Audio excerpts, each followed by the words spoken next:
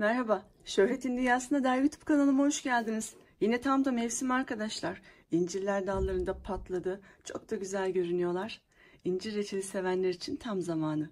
Onlar çok büyümeden incirleri koparıyoruz. Ceviz büyüklüğüne geldiklerinde koparmalısınız en büyük. Onları topladım. Sabah serinliğinde ya da akşam serinliğinde toplamanız gerekiyor. Ben de mahallemizde bir tane incir ağacı vardı. O incir ağacından sabahleyin gittim, topladım. Bu ne kadar geldi? 826 gram geldi bu arkadaşlar, incirler. Şimdi bu incirlerin bu sap kısımlarını temizliyoruz. Tabii bu işlemi yaparken eldiven kullanmanızı tavsiye ederim. Benim evimde eldivenim kalmamış. Çünkü bunun üzerindeki sütler bazen kişinin cildine kaşıntı yapabiliyor, alerji yapabiliyor. Eğer böyle bir alerjiniz varsa eldivenle bu işlemi yapmanızı tavsiye ederim. Şimdi bunların saplarını temizliyoruz. Sevgili ablam çok güzel incir reçeli yapar. İzmir'de yaşıyor Sultan. Onun tarifleriyle ben incir reçellerimi yapıyorum. Bunu da sizlerle paylaşacağım. Şimdi saplarını temizlemeye geçiyoruz.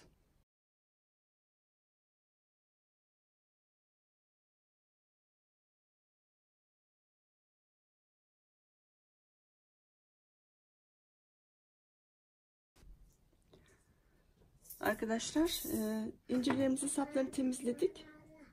Şimdi ikinci aşamaya geçiyoruz. Bu arada arkada konuşan benim kızlarımdan Aylin. 2,5 yaşında ama henüz konuşamıyor. Şimdi konuşma öncesi bla bla bla bla bla sesler çıkarıyor.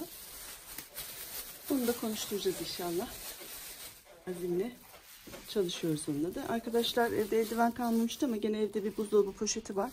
O buzdolabı poşetini elime geçirdim çünkü şuralarından sütler akıyor. O sütler elinize zarar vermesin. İkinci aşamamızda arkadaşlar biliyorsunuz incir böyle daha olgunlaşmadığı zaman acı oluyor. O acısını almak için bir ön kaynatma yapacağız. Ama acı suyu çıksın diye çatalla alt kısmından deliyoruz. Evet. Bu delme işlemini de tamamlayacağız. Sonra üçüncü aşamaya geçeceğiz. Vallahi lezzetli hiçbir şey kolay olmuyor arkadaşlar. İncir reçeli de biraz aşamalı yapılan bir şey. Ben iki türlü tarif yapacağım. Bir tanesini çok geleneksel yapılan bir tarif. Bir tanesi de ablamın tarifi olacak. Ablamın tarifiyle yaptığımız reçelleri 2 günde yapıyoruz. Geleneksel yapılan tarifte hemen yapabiliyorsunuz. Evet kızım. Evet. İncir reçeli yapıyoruz. Aylin. İnşallah tatlı kızım. Bu incir reçelini kışın yediğinde çiğnemeye başlarsın. Evet. Evet. Sen de yiyeceksin. Arkadaşlar hızlı çekime geçelim.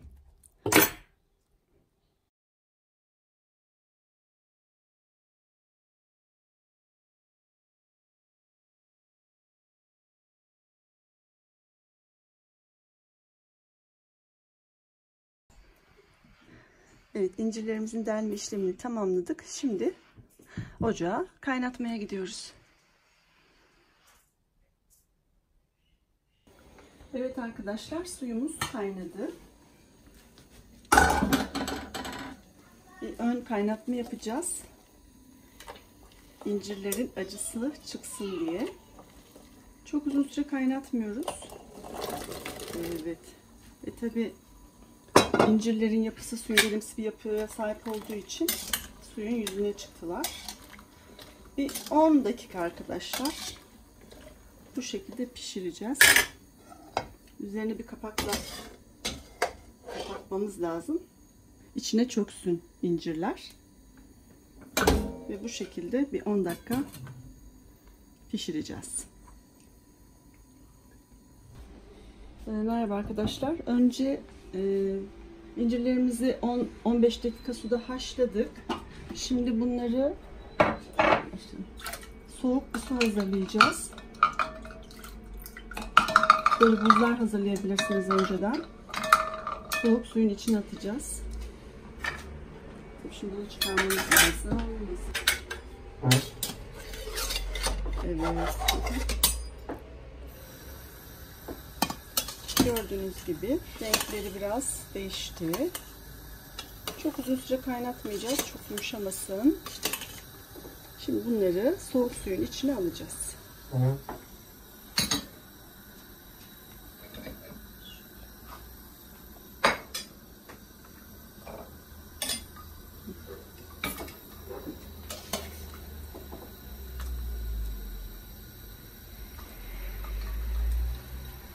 Onları şokluyoruz. İncirlerimizi. Hem renklerini korusunlar, hem de soğutmak için.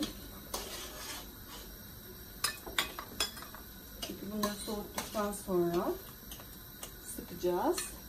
İçindeki suyu çıkaracağız. Aynı sünger sıkar gibi soğutacağız.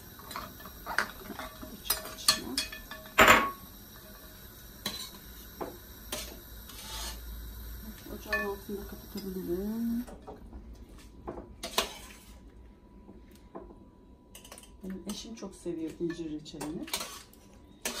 Tabii ben ketojenik diyet yapıyorum. Ketojenik diyet yaptığım için şekerli, tatlı yiyecekler yemiyorum. Tabii evinizde çok fazla da reçel oluyor. O zaman da onları küçük küçük kavanozlara yapıp arkadaşlarımıza giderken hediye götürüyoruz.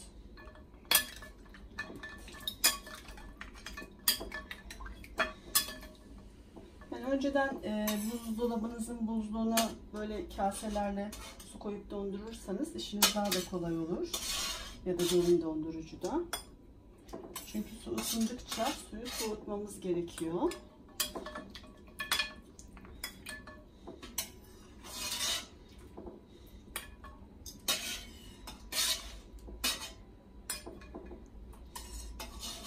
Az kaldı.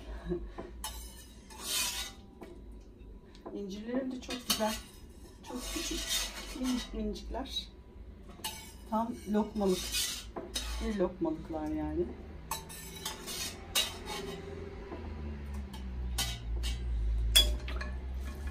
Evet. Şimdi alalım. Bakalım, evet, suyumuz bayağı ısınmış aslında.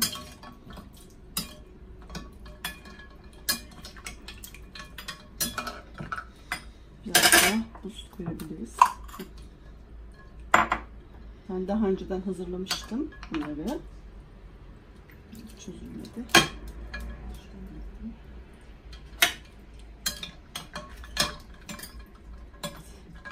Suyumuzun soğukluğu şimdi daha iyi oldu. Evet, obusumuz da çıktı.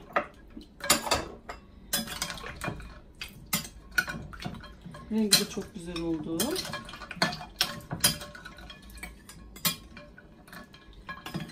Böyle soğumaya bırakıyoruz. İncir reçeli yapmanın en önemli püf noktalarından bir tanesi de haşladık. Soğuk suda beklettik, soğudu ve bu incirlerimizi avucumuzun içerisinde sıkacağız ve içindeki birkaç damla suyu sıkacağız. Yani istiyorsanız sol elinizle yapabilirsiniz. Çünkü önemli olan parçalamamak inciri, bütünlüğünü bozmamak. Ben bunu sıkarken önce avucumun içinde hafifçe tutuyorum, yan bastırıyorum her iki ucundan da çıksın diye. Sonra bakın yavaş yavaş damlıyor. Sonra dikeltiyorum. İçindeki birkaç damla suyu çıkartıyoruz arkadaşlar. Bu işin püf noktası. Bu içindeki birkaç damla suyu çıkaracağız. Çünkü şerbetin içine açtığımızda, attığımızda o şerbetli suyu çekecek. Böyle gördüğünüz gibi parçalamadan sıkmış olduk. Yani böyle çok hızlı sıkarsanız inciriniz parçalanır ama yavaş yavaş sıkarsanız inciriniz parçalanmaz, bütünlüğü bozulmaz. O içindeki birkaç damla suyu da çıkarmış olursunuz. Evet. Bu şekilde bir kere daha yapalım arkadaşlar, göstereyim. Dediğim gibi önce yan çeviriyorum ben. Tabi teknik sizin nasıl kolayınıza geliyorsa o şekilde yapabilirsiniz. Bakın sıkıyorum. Damla damla çıkıyor. Şu görmüş olduğunuz sular daha önce sıktığım incirlerin suyu. Evet. Gördüğünüz gibi içindeki o bir miktar suyu çıkartıyoruz. Parçalamadan böyle. Bu incirlerimiz bitene kadar bu işlemi tekrarlayacağız. Bunu da göstereyim. Gördüğünüz gibi bakın damla damla çıkıyor. Bazılarından çıkmayabilir. Olabilir. Bazıları daha çok su çekmiş olabilir. Böyle şakır şakır şakır bir su akmayacak arkadaşlar. Damla damla akacak. Dediğim gibi en önemli püf noktası parçalamamanız. 1 litre de su kullanacağız. Yani 5 su bardağı.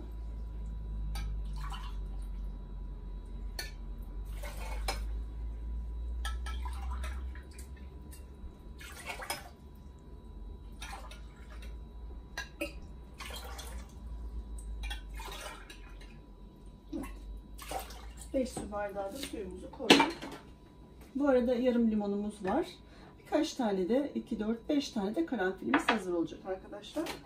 Bunları şekerimiz eriyene kadar karıştıracağız.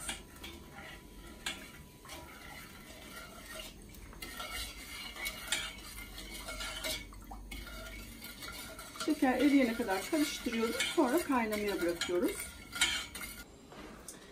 Evet arkadaşlar, son 2 yemişimizin de, incirimizin daha doğrusu, suyunu da sıkacağız.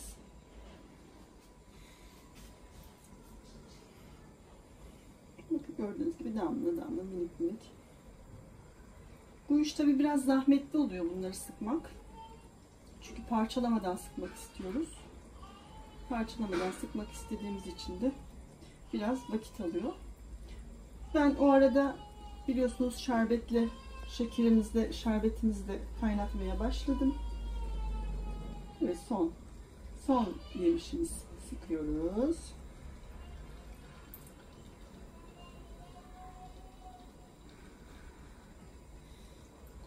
Evet, bazen tabii bu incirleri böyle görünce izleyicilerim şöyle düşünebilir. Güzelim, incirleri koparmışsın, bıraksan da onlar büyüseydi diyebilirler. Evet, ben de olmuş olgun incire bayılıyorum. Ancak bizim bu mahallemizdeki incirler maalesef olgunlaşamadan dalında kuruyup dökülüyorlar. O yüzden de ben böyle bir yöntemi tercih ettim. Onlardan reçel yapmak istedim. Dediğim gibi dökülüyorlar. Arkadaşlar, kaynamaya başladıktan sonra 2, 4, 5 tane de karanfil içine atıyoruz. Siz isterseniz içine tarçın da koyabilirsiniz.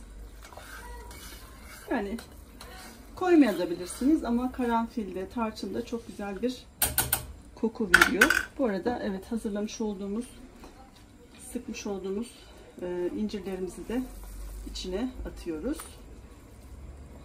Ups.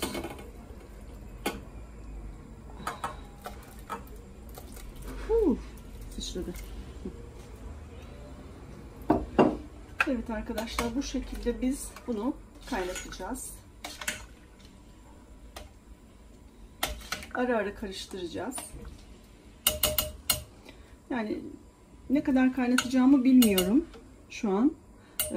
Böyle köpük köpük olmaya başladığında hem içi tatlandı mı ona bakacağız. Hem şerbeti kıvamlaştı mı ona bakacağız. Onları da test edeceğiz. Göreceğiz kaç dakika.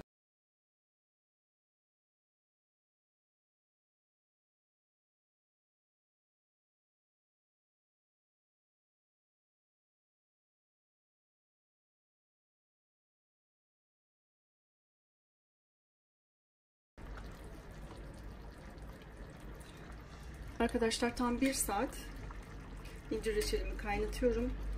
Şimdi test etmek için ben bunu böyle bir cam kaseye alacağım ve derin dondurucuma koyacağım. Kıvamını kontrol edeceğim. Ondan sonra da ocaktan alacağız. Arkadaşlar, derin dondurucuda soğuttum. Bakın böyle damla damla damlıyorsa Artık ocaktan alabiliriz. Bence kıvamı iyi. Çünkü koyduktan sonra biraz daha kaynattım. O yüzden bence alma vakti gelmiş. Ocağımızı kapatıyoruz. Bu arada ben kavanozlarımı sıcak sudan geçirdim. Kavanozlarımı ve kapaklarını sıcak sudan geçirdim. Şimdi kavanozlarımıza koyacağız. Evet arkadaşlar, önemli olan bir konu var. Mutlaka kendinizi koruyun. Yakabilirsiniz çünkü çok sıcak. O yüzden mutlaka sakın elinize kavanozu alıp da bunları koymaya çalışmayın. Kesinlikle bir damla bile olsa elinize damlar. Çok kötü yakar. Ben önce küçük kavanozlara koyuyorum. Hediyelik arkadaşlarıma misafirliğe gittiğimde, ziyarete gittiğimde onlara vermek üzere. Önce onları koyacağım. Sonra üzerine de şerbetleri koyacağım. Şimdi şerbeti en son koyayım. Ne kadar şerbet ayarlayacağıma bakmam lazım.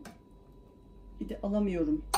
Çok iri oldukları için, tane olarak iri oldukları için içinden şerbeti alamıyorum. Önce bir yerleştireyim bunları.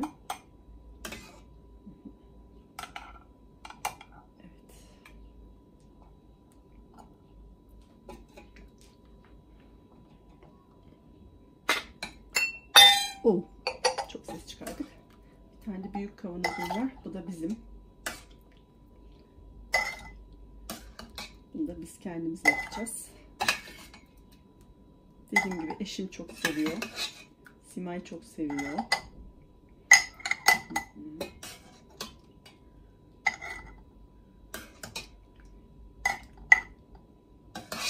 Bakalım kimlere hediye gidecek? Bakalım kimler bizi evine davet edecek? Evine davet eden arkadaşlarımıza incir reçeli hediye edeceğiz. Ama 2 kapımız var. Fazla kapımız yok. Acele eden kazanır. Evet. Kalanları da taze taze kahvaltıda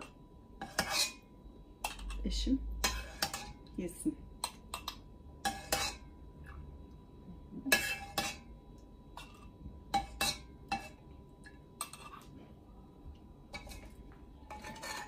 Şimdi başlayalım şerbetimizi koymaya.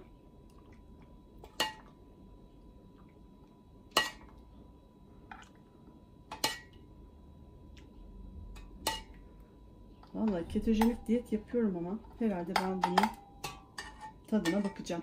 Öyle görünüyor. Arada böyle kaçırmışlığım oluyor tabii. Şimdi hemen kapağını kapatıyoruz. Aman arkadaşlar, ne olur kazalara dikkat. Eliniz kolunuz yanmasın. Bu işlemi yaparken çocuğunuz sakın mutfağa girmesin. Evet. Sen buradasın. Seni hemen ters çevireceğiz.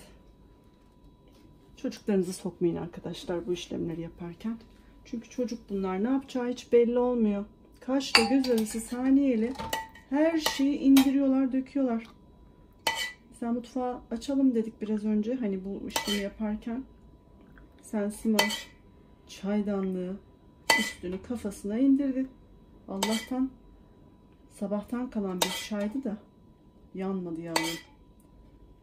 Çocukları mutfaklardan uzak tutmak lazım.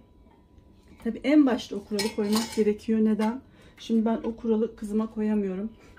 Çünkü başından beri mutfakta benimle beraber vakit geçirmeyi çok seviyor. Biraz dikkat etmek gerekiyor maalesef. Baştan o kuralı koyarsanız arkadaşlar çocuğunuza, çocuklar kuralları seviyorlar.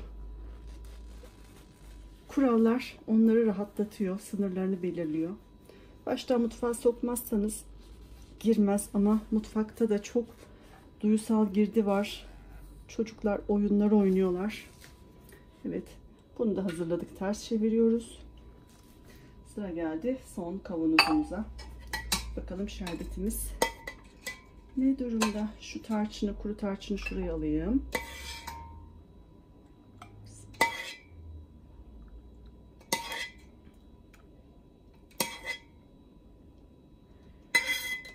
Evet.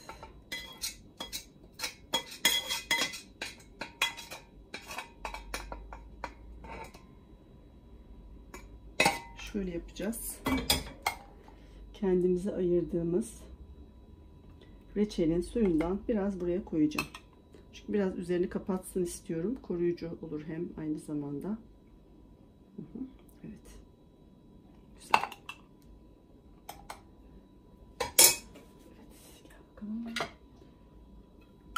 Arkadaşlar kusura bakmayın, kapaklarım kapalı. Çok acil gittim kapak aldım. Bundan başka da kapak yokmuş. Reklam almış gibi oluyorum ama öyle bir şey yok. Kimseden reklam almış değilim. Sadece alternatifsizlikten böyle bir kapak aldık. Evet. Çok iyi sıkmanız lazım. Evet arkadaşlar, bu da hazır. Ters çeviriyoruz. Biraz uzun sürdü, kusura bakmayın. Bu da bizim kahvaltımızın. Bunu çok sıkı kapatmama gerek yok. Zaten bunun soğumasını istiyorum. Uhu! Yandım. Evet, size söylerken kendim yandım.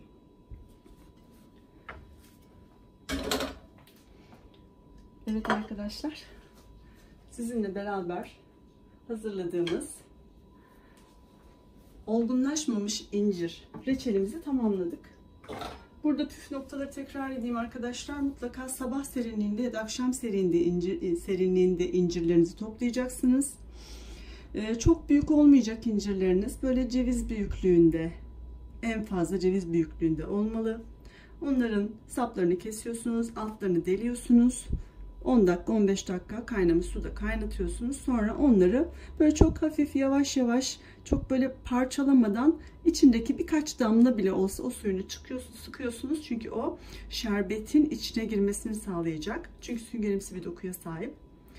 Sonra da kaynatıyorsunuz. Kaynatma süresini net vermiyorum. Ben 1 saat kaynattım. O sizin ocağınızın ısısına göre, incirinizin kıvamına göre, nasıl kıvamlı istiyorsanız ona göre kaynatırsınız. Önemli olan testinizi yaparsınız, derin dondurucuya koyarsınız. Biraz kıvam almış mı?